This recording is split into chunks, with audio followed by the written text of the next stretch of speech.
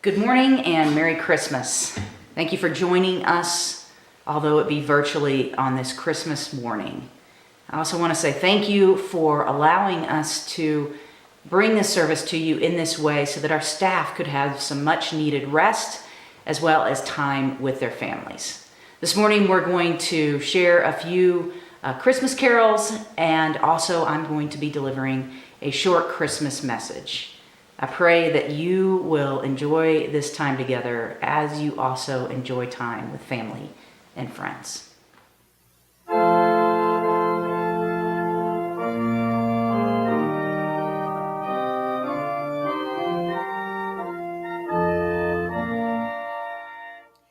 Angels from the realms of glory, wing your flight o'er all the earth.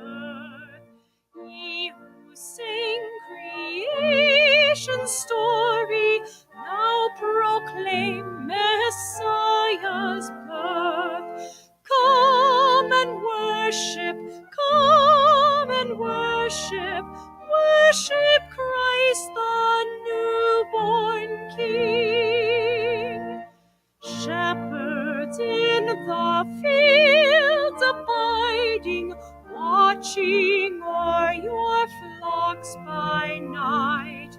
God with us is now residing, yonder shines the infant light. Come and worship, worship Christ the newborn King. Sages, leave your contemplations, brighter visions beam afar. Seek the great desire of nations, ye have seen his little star. Come and worship, worship Christ the newborn King.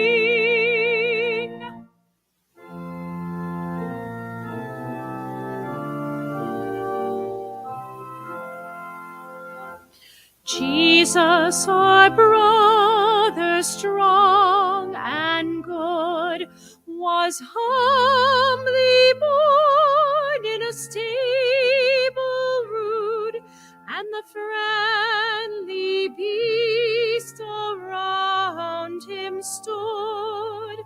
Jesus, our brother strong and good. I said the cow, all white and red, I gave him my manger for his bed. I gave him my hay, or pillow his head. I said the cow, all white and red.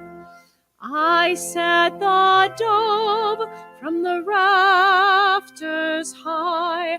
I cooed him to sleep, that he should not cry. We cooed him to sleep, my mate and I.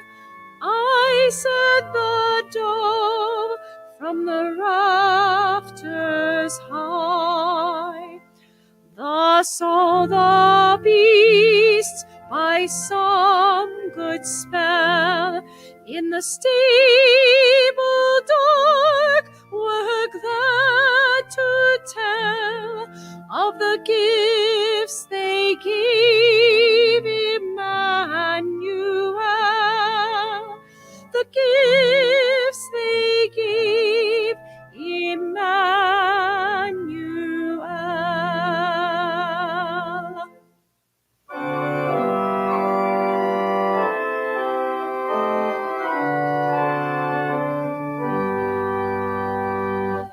There's a song in the air, there's a star in the sky, there's a a mother's deep prayer and a baby's low cry, and the star rains its fire while the beautiful sing. For the manger of Bethlehem cradles a king. We rejoice in the light, and we echo the song that comes down through the night from the heavenly throng. I will shout to the lovely evangel they bring, and we greet in his cradle our Savior and King. This year, Advent has been a journey. We've gone to Nazareth to visit the home of Mary. We've also been to Bethlehem to visit Joseph's home, and Ein Kerem, when Mary went to go and tell the news of her pregnancy with her kinswoman Elizabeth.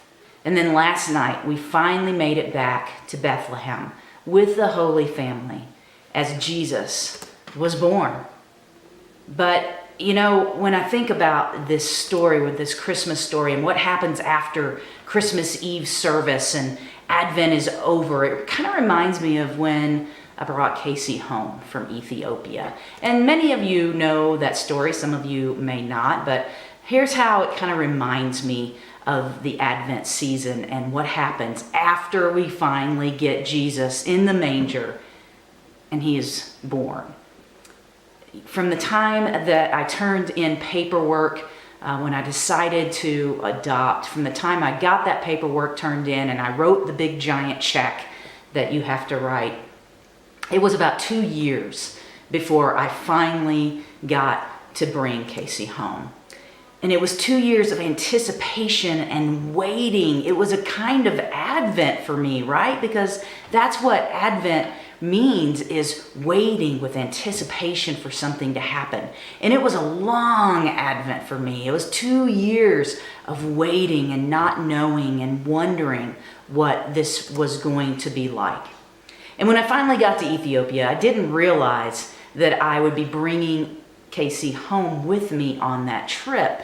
The normal way of doing things, the normal plan was that I would go to Ethiopia, that I would go to court, and then I would go home. After only been in country for 4 days, I would go home on my own, waiting for paperwork to be finalized so that I could bring Casey out of Ethiopia and into America. That's the way it was supposed to go. But that's not at all the way it went.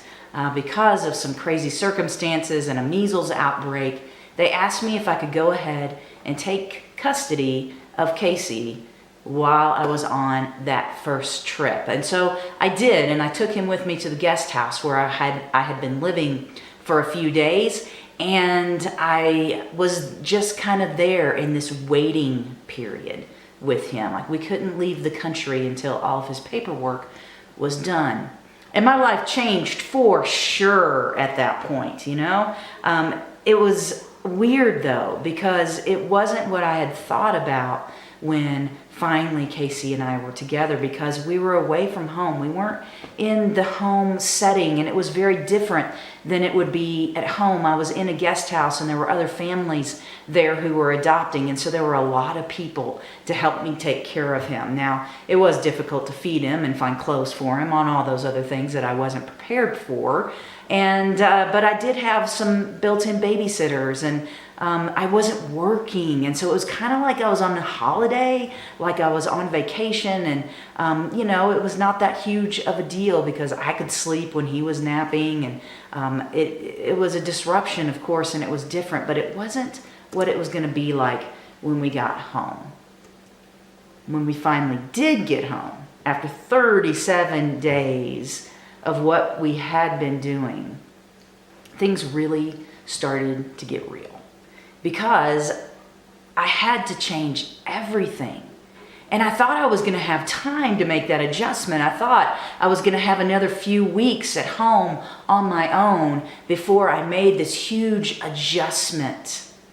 And I remember I had been home with him for maybe a week or so, and I was going back to work, and my schedule was completely turned upside down, still trying to recover from being out of country and several time zones away.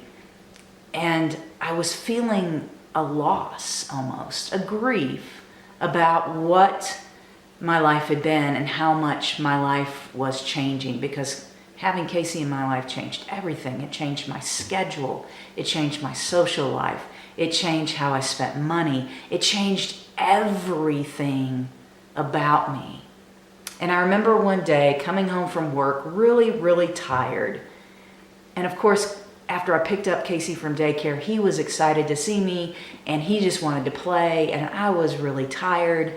And I sat on the front porch as he was running around in the front yard. And I thought to myself, what do I do with this baby? And now that Christmas season and Advent is over, I think we have to ask that same question. What do we do with this baby? What do we do with this story of Jesus' birth? Life after Christmas, after experiencing that birth each and every year, just like my life was changed from bringing Casey home, life after Christmas should be changed for us as well. We should also have to change our lives because of the experience of the birth of our Savior. And so we're going to be talking about that. I certainly don't have time. I don't want to take your time on Christmas morning talking about all that might need to change in us now that Christmas is over. But that's what we're going to be talking about over the next several weeks as we go into this new year. But for now, I encourage you, take these moments, these Christmas moments, enjoy them with loved ones, and rest. Because change, it's a coming. Merry Christmas.